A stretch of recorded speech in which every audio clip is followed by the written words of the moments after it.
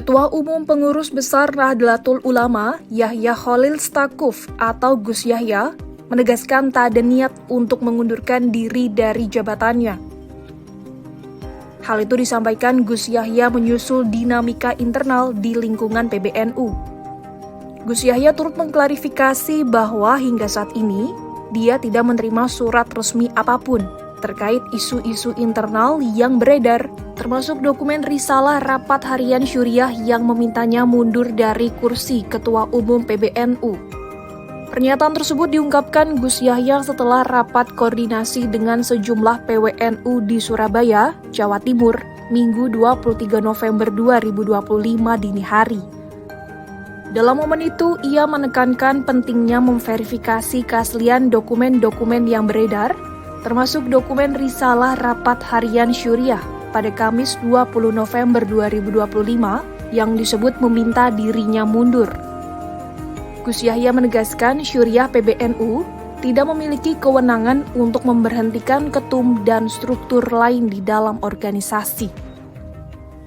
Meski demikian, Ketum PBNU itu menyampaikan komitmennya untuk mencari solusi terbaik demi kemaslahatan organisasi. Dengan jajaran Suriah saya sudah bertemu sejumlah dan semua yang sudah saya temui menyesali karena mereka tidak mendapatkan informasi yang utuh pada mulanya. Nah, ketika saya beri penjelasan sehingga utuh, mereka menyesal.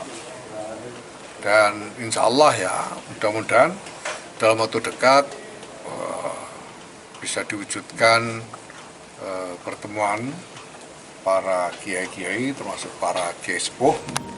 Sebelumnya, risalah rapat harian Syuriah PBNU yang ditandatangani oleh Ketua Dewan Syuro PBNU, Kiai Haji Muftahul Akhyar, pada 20 November 2025 meminta Gus Yahya mundur dari jabatan Ketum PBNU. Poin penting dari risalah itu yakni meminta Gus Yahya mengundurkan diri paling lama 3 hari sejak risalah tersebut ditandatangani.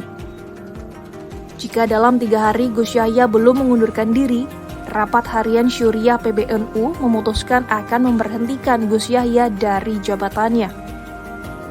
Dalam risalah juga dijelaskan latar belakang alasan permintaan pengunduran diri Gus Yahya, diantaranya terkait hadirnya akademisi asal AS, Peter Berkowitz, yang selama ini dianggap tokoh jaringan Zionisme internasional sebagai narasumber dalam AKN-NU. Hal itu dianggap melanggar nilai dan ajaran NU.